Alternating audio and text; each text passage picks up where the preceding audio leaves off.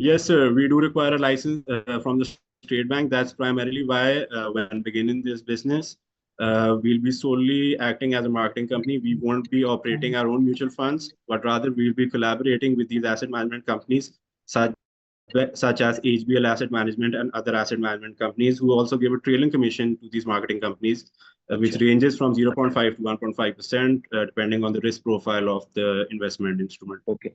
So your target is the non-resident Pakistani worker in the Middle East? Exactly, sir. And there's a good reason for that. So through our interviews, these people who go from Pakistan to abroad in the GCC, so they're earning between, through our interviews, we've identified they're earning between 2 lakhs to 7 lakhs per month. And since they're living on the bare minimum here in Pakistan, over there, they also manage to live on the bare minimum. They don't have expenses that typically people from our socioeconomic class would have, and they're more behaviorally inclined towards savings as well, because their goal of going abroad is to send money back to their families and increase their standard of living. So when they're since they're behaviorally inclined to send money back as well, and they're sending a huge amount, typically which is ranging between 1.5 lakhs to 3 lakhs through our interviews. So we believe that they have that behavioral instinct of saving, but they lack the guidance and knowledge to properly invest in invested in instruments such as Okay. mutual funds and gold. Can you Yeah, show me what your persona is, the absolutely. customer profile?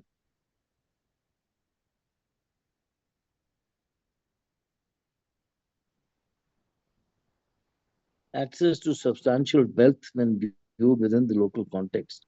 An underserved segment with potential for significant growth. Looking for avenues through which wealth can be transferred. देखिए Especially पहली चीज because of तो the ये revaluation this is not a customer persona. Customer persona is I am targeting Muhammad Khan, who's from Shasta. He is one of 5 people in his family. He's gone to Qatar because he wanted to get a job there. He's a driver. He's learned how to drive. His skill is driving. Driver, he can earn, about $500 or $1,000 comfortably in Qatar.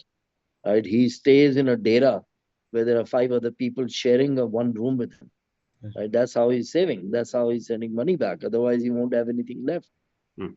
What does he do now? Right now, what does he invest in? He's got 2 younger brothers. He wants to set them up in business. The simplest business he can set them up in is getting them a loader rickshaw Hmm.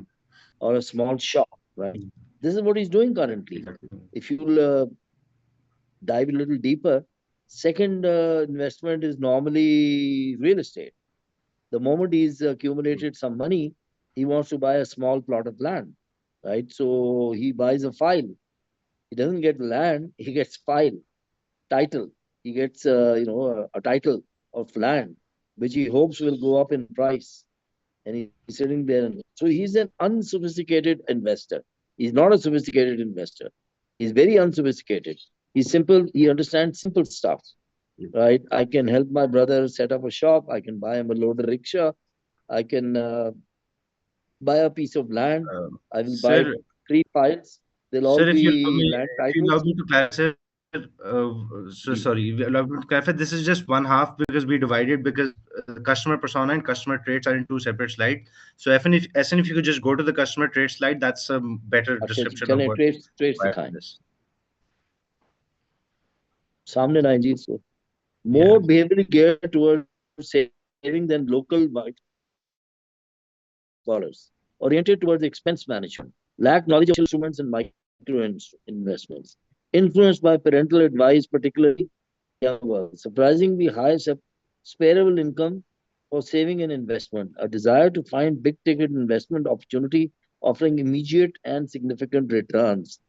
We haven't seen that. I know one recruiter who sent 20,000 people to the UAE, 20,000, right? None of this fits the people he sent there. His biggest customer is Emirates. He sent them from baggage handlers to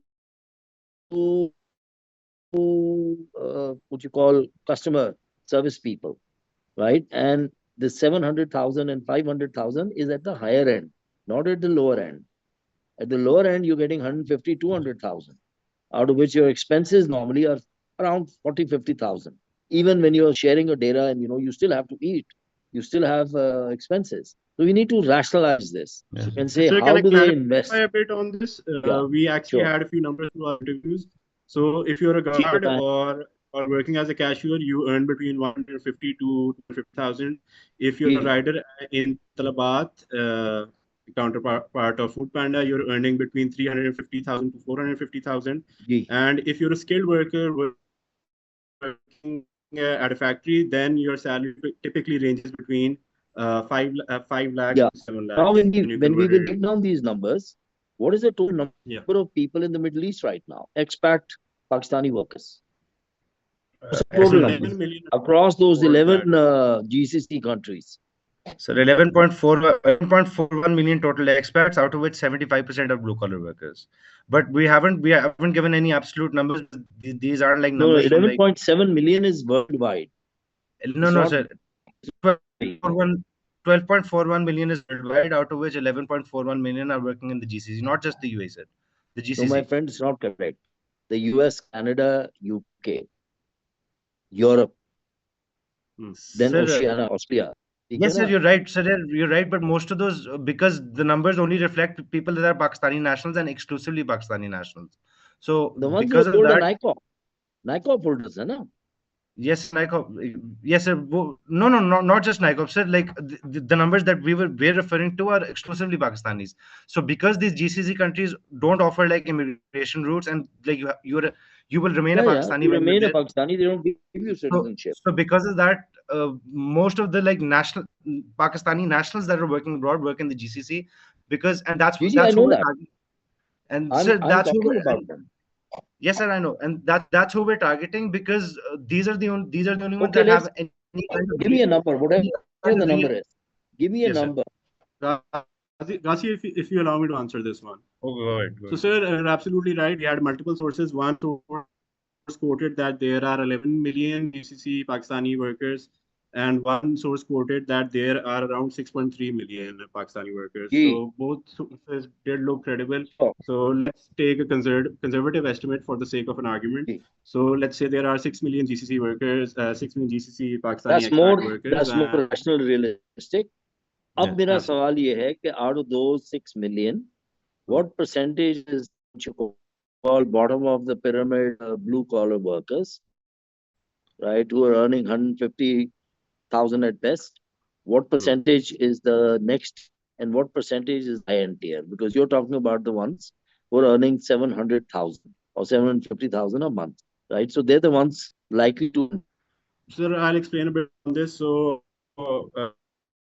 during our interview with who was working as a cashier, he's working as a rider in Allahabad. When he was working as a cashier, he was earning around 2 lakh rupees per month. His expenses over there were around 70,000 to 80,000, and the rest of that 120,000 he was sending back home. So even when you're working at the lower end as a cashier and earning a low salary, there is still potential for savings, because 120,000 is way above than what he was earning here in Pakistan.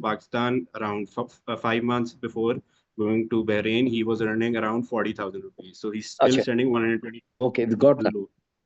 In the morning today, I saw a clip with Mia Mancha pitching his mutual fund and saying invest $250 and earn $1,250 per week, right? So बात वही आती है कि ये जो आपका investor है, जो ओवरसीज की आप बात कर रहे हैं, जो वर्कर है, even a cashier, even somebody who's slightly higher end, I mean, let's say a delivery rider is not going to be a very intellectual person, right? He's going to be a person who can ride a motorbike. That's the best, right? So उसके हिसाब से आपने सोचना है कि जो आप what is it that you're offering to invest in? So can I shed some light on that? Most of their preference will be for real estate. Yeah. You're absolutely right. Not for mutual funds. You're absolutely right about that.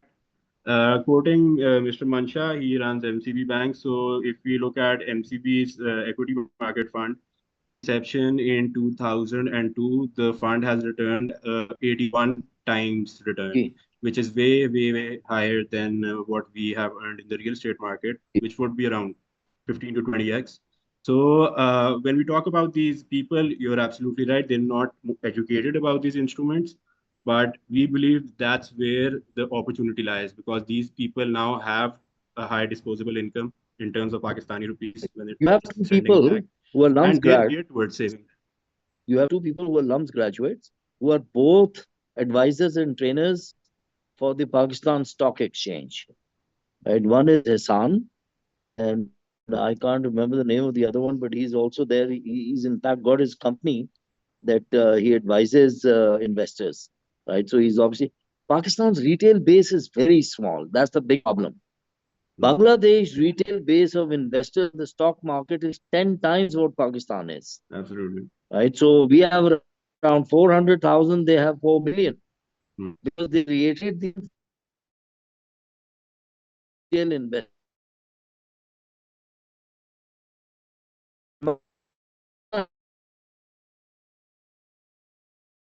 Bank or are you from?